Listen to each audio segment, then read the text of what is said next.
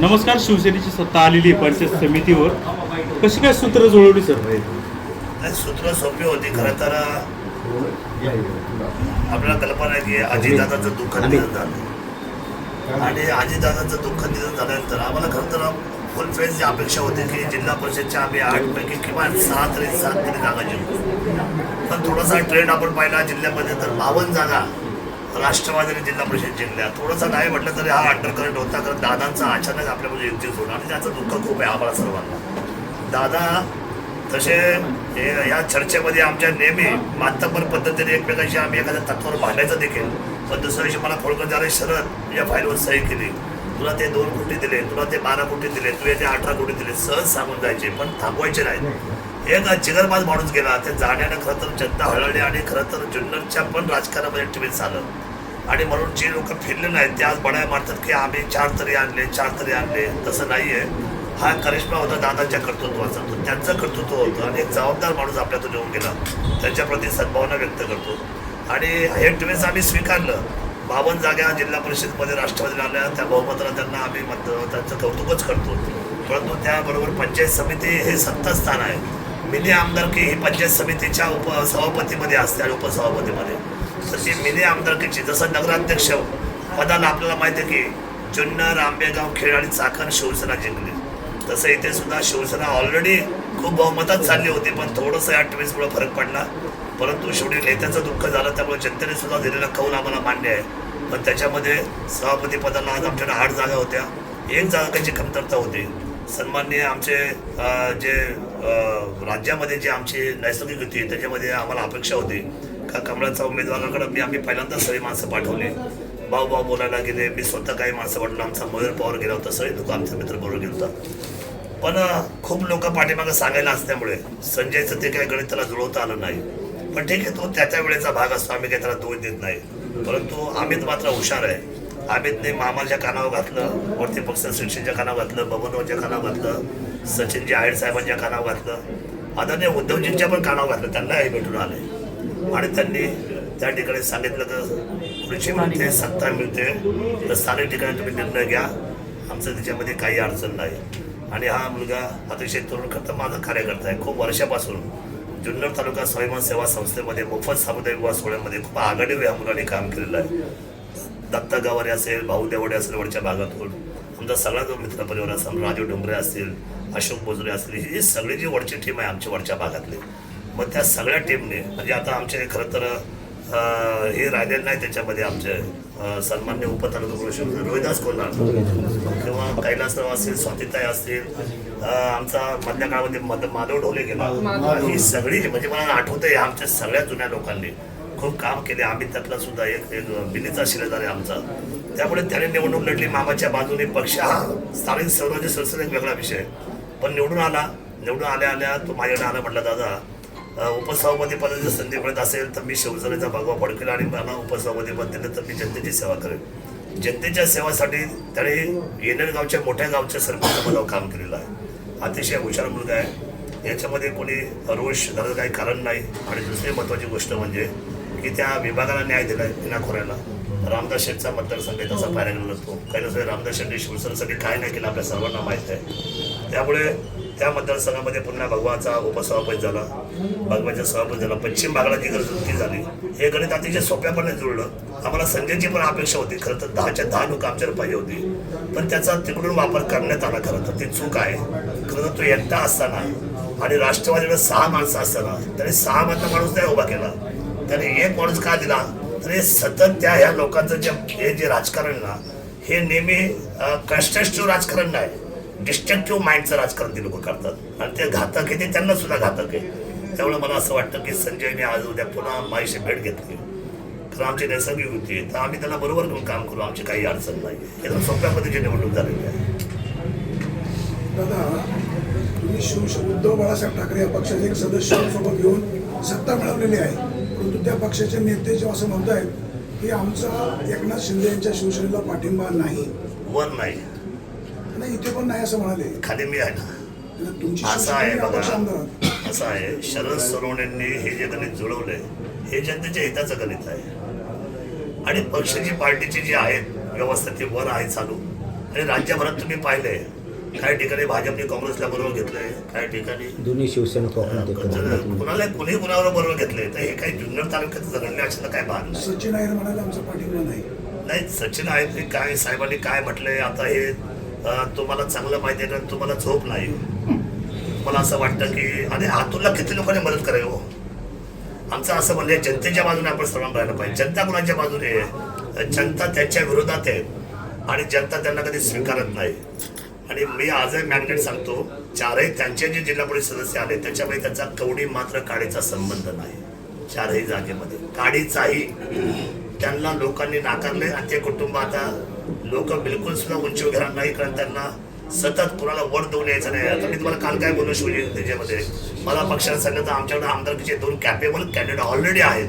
शरद सोडवणे थांबायची वेळ तर थांबेल, कुणाला संधी दिला. आमच्यामध्ये असं काय मतमतांतर नाही आहे किंवा आम्हाला ही खुर्चीचा फार हव्यास नाही आहे किंवा आम्ही काही घराण्याशाहीतली मंडळी नाही. आम्ही साधी मंडळी. हा कोण आहे साध्या घरातला, त्या कोण आहे साध्या घरातला. यांची चेहरे बघत मी साध्या घरातली माणसं आहे. हा आजही उभं राहून बारा देतो शेतामध्ये उभं राहून शेतकरी आमचा कोण माणसं आमचा राजा भाऊ कोण मंडळी आमची. आम्हाला हे अशा पद्धतीचं राजकारण आम्हाला मान्य आहे. सर्वसामान्य जनतेचा विचार करणारं राजकारण. घराणेशाही बंगलेशाही हे आता संपली पाहिजे ना. किती दिवस चालवणार आणि चालवायचं कारण काय. ठीक आहे त्यांच्याकडे पैसा असेल, आमच्याकडे द्यायला कोणाला पैसा नसेलही, पण आमच्याकडे तुम्हाला सर्वांना जनतेला द्यायला मान सन्मान मात्र 1,00,000% आहे. तुमच्या मान सन्मानाला सांभाळायची जबाबदारी मात्र आमच्या 100% शिवसेनेची होती आहे आणि राहणार. त्यामुळे ते काय म्हणतात हे काय म्हणतात आता हे फन फाटलं. आता सभापती डिक्लेअर झाला, उपसभापती तुमच्या समोर विराजमान झाला आणि तालुक्यामध्ये ते काय आमचे दुश्मन नाही, पण तालुका चालवायची त्यांची कॅपॅसिटी नाही. कॅपॅसिटी लागते तालुका चालवायला. करोनामध्ये आमच्या सर्व लोकांनी जीवाचं रान केलं. बाबूराव असेल, मी असेल, मौलेश्वर असेल, आम्ही सोडला नाही तालुका. काही लोक पुण्याला जाऊन बिंदास झोपली आरामात. लोकांना विसर पण पडतो. ही विसराळ दुनिया आहे. काय झालंय 5 वर्षामध्ये विसरून गेले लोक. पण ठीक आहे, या निवडणूक त्यांनी पुन्हा लक्षात ठेवलं की बाबा हे काही कामाचे नाही. आणि त्यामुळं अजितदादांच्या लाटेमुळे जे काही लोक 4 आले ते 4 पण त्यांच्याबरोबर नाही आहेत ते म्हणून मी आपल्याला सांगतो खात्री नाही. त्यांचे माझे पण संबंध जवळचे ते सगळे माझ्याशी बोलतात सुद्धा. हा जगात जेता वरती निर्मात्याचा न्याय, जो चांगलं वागेल, जो चांगलं थांबेल, जो चांगलं बोलेल, जो लोकांचा सन्मान करेल तोच समाजात टिकेल. मी नेहमी सांगत असतो आम्ही राजा का बेटा राजा नाही होगा, जो काम करेगा वो राजा होगा. काही काम करतील. यावेळी उन्हाळा कडक आहे. शासनाचा टँकर तिथे जाणार नाही. तिथं आमच्या पंचायत समितीचे सभापती उपसभापती आमचे सदस्य सगळ्या भागाचं नेतृत्व करतील. आमचे तालुका प्रमुख आहेत, त्याच्यामध्ये आदरणीय माऊली शेठ आणि बाबूराव आहे. ही सगळी मंडळी 100% न्याय देतील. एकही थेंब पाणी आम्ही कुठल्याही माणसाला आणि कुठल्याही रहिवाशाला कमी पडून देणार नाही. याच तुम्ही तालुक्याचे आमदार आहात, तुमची सत्ता इथं पंचायत समितीवर आलेली आहे. मग अशी आपण छत्रपती शिवाजी महाराजांना जिथे हार घातला तिची मेघडंबरी आहे, त्याची दुर्दशा झालेली आहे. नाही बघा, हे सगळ्या गोष्टी होते. दूरदर्शनचा अख्ख्या तालुक्याचीच केली होती मी यायच्या आधी सर्वांनी. आता कुठं गेलाय तालुका. काय शिवजयंतीचा महोत्सव झाला. तुम्हाला कसं वाटला. तुम्ही सांगा कसं वाटतं. कसं मला नाही, तुम्हाला कसं वाटलं. अरे या मातीचं खातं नीट बोलाल का नाही. या मातीचं नाही मग नीट चांगलं तुम्हाला चांगलं वाटतं. मला नाही, शिवरायांच्या बाबतीत मला चांगलं वाटतं नाही. तुम्ही कधीच नाही बोलले. आमचं म्हणणं असं आहे, बातमीला फार काही किंमत नाही. किंमत कशाला आहे.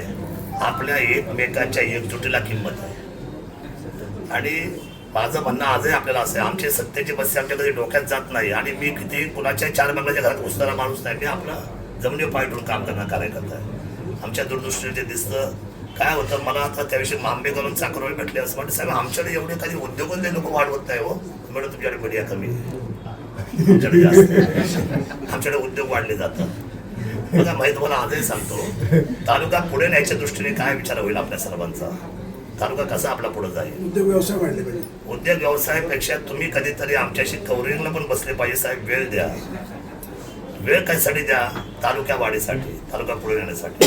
आपण पुढे घेऊन जाऊ तालुका. हा तालुका तुम्ही आज आमचं सगळ्यांचं असतं 30-40 वर्षाचे 30-40 वर्षात सेकंड पिढी येणार आहे. न्यू जनरेशन त्यांना आपण हातात काय देणार आहोत. मी तुम्हाला त्याविषयी पण सांगितलं. मी काय आता समजा दोन्ही वेळेला आमदार झालो, परत सारखं आमदार या खुर्चीवर बसेल न बसेल आम्हाला त्यात स्वारस्य नाही. पण तालुका पुढे नेण्यामध्ये आणि 1 नंबर करण्यामध्ये आम्हाला स्वारस्य आहे.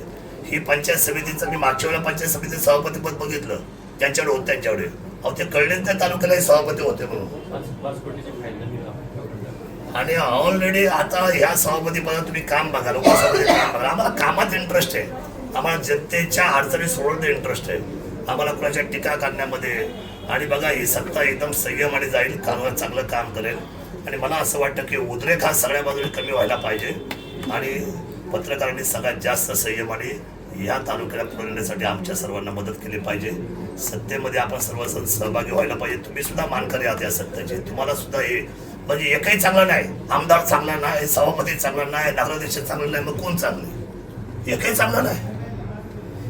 लगेच जायला निवडणूक झाली का हा चांगला नाही, तो चांगला नाही, तो चांगला नाही. अरे मग कोण चांगलं? सगळेच चांगले असतात. फक्त तुम्ही सर्वांनी एकमेकांनी आपल्याशी बसून विचारात येऊन एक दिशा धरली पाहिजे ना, तालुका पुढे नेला पाहिजे. मला असं वाटतं की आपल्या डोळ्याची बावली ही चांगली पाहण्यासाठी 100% असली पाहिजे. माझ्या दृष्टीने आम्हाला सगळेच चांगलं दिसत जसे आपण सर्वांनी एकत्र येऊन जर काम केलं तर हे हा तालुका पुढे जाईल. मी कुणावर टीका करत नाही, पण माझा तालुक्यामध्ये मात्र जास्त संघर्ष होऊ नये ही माझी जबाबदारी आहे. या तालुक्यामध्ये कधी हिंदू मुस्लिम होऊ नये, या तालुक्यामध्ये कुणाच्या भांडणं होऊ नये, दंगली होऊ नये, अडचणी होऊ नये, पाण्याचा सुद्धा टक्का वरचा राहायला पाहिजे. या सगळ्या गोष्टीसाठी आम्ही प्रयत्नशील आहे. आपल्याला माहिती काल एक नोटीस आली होती, आपल्याला कल्पना आहे की इथलं पुण्याचं पाण्याचं सिंचनाचं ऑफिस पुढे त्यांना म्हटले, मी लगेच जाऊन भेटतो. दुसऱ्या दिवशी त्यांनी लगेच सांगितलं की बाबा हे आम्ही रद्द करतोय. आपल्या टोकाची आग्रहाची ताकद राहते काम करताना. बघा आम्ही नाम मात्र आहे, 5 वर्षातली 1 वर्ष गेली, 4 वर्ष मला त्या खुर्चीवर कारभार करायचा आहे. कारभार हा जनहिताचा करण्यासाठीच आम्ही त्या ठिकाणी बांधलेला आहोत. हे काय आमची स्वतःची जहागीरदारी नाही आणि कुठल्याही पद्धतीची या ठिकाणी ह्या जनतेच्या खुर्चीवर बसून कुणाला त्रास द्यावा अशी आमची कोणतीही अपेक्षा नाही. त्यामुळे आपण सर्वजण आम्हाला साथ द्याल हा तालुका पुढे नेण्यासाठी. आता हे विचार आज खुर्चीवर बसले, तुम्ही एखाद्या गोष्टीचं उदाहरण दिलं. बघा ही पंचायत समिती मी यायच्या आधी नव्हती, या पंचायत समितीला पैसे मीच दिले त्या काळामध्ये, माझ्या काळात. तेव्हा ही पंचायत समिती नवीन झाली. आता प्रशासकीय इमारत उभी राहील, कोर्ट आपण बनवलं, अष्टविनायक बनवलं, तालुका पर्यटन झाला. हे आता तुमच्या स्पीड बोटला मंजूर आलेली आहे. आता परवा दिवशी पत्र येईल, म्हणजे आपण नौकानयन चालू होईल. तुम्ही नवीन पोहोचवला जनतेपर्यंत. तुम्ही काय पोहोचवताय जनतेपर्यंत? ह्या महाराष्ट्रात तुम्ही असं पोहोचवा तालुक्याला का लोकांचं पर्यटनाचा टक्का आपल्याला वाढला पाहिजे. आम्ही दिवस रात्र प्रयत्न करतो की लोक आपल्याला आले पाहिजे, लोक थांबले पाहिजे. जेवढी लोक येतील तेवढा आपला विकास होईल. आम्हाला ते हवं आहे की ह्या तालुक्याचं चांगलं बाहेर काय जाईल. वाईट तर प्रत्येकाच्या याच्या खाली आहे, म्हणजे कशा खाली ते आपला शब्द खुर्ची खाली आहे, सॉरी खुर्ची खाली आहे प्रत्येकाच्या, मग मोठा असो छोटा असो. पण हे चांगलं जर आपण जर प्रेझेंटेशन जर या तालुक्यातून बाहेर दिलं तर मला असं वाटतं आपलं गुडविल वाढेल आणि आपल्या तालुका पुढे जाईल. सोन्यासारखे माणसं आहे तुम्ही सगळे, आपण सगळ्यांनी मला साथ द्या. आपण तालुका उंचीवर नेऊ, एक बैठक घेऊ आपण चांगली. पर्यटनाचा पण एक हेतू चांगला आहे, मोठे पैसे केंद्राने आपल्याला आता प्रोव्हाइड केलेत, आपण त्याचं काम करू. धारेघाट फुटला पाहिजे. माळशेचं टनेल चालू करतोय आपण आता काही दिवसामध्ये, माळशेचा स्काय वॉक चालू करतोय आपण काही दिवसामध्ये. मग मला सांगा किती लोक इथं 5 स्टार हॉटेल होते. हा तालुका कोणाच्या पाठीमागं थांबणार नाही आणि हा तालुका सगळ्यात पुढे असल्याशिवाय राहणार नाही. हे ब्रीद वाक्य मात्र आपलं असलं पाहिजे. तुम्ही आम्हाला सहकार्य करा.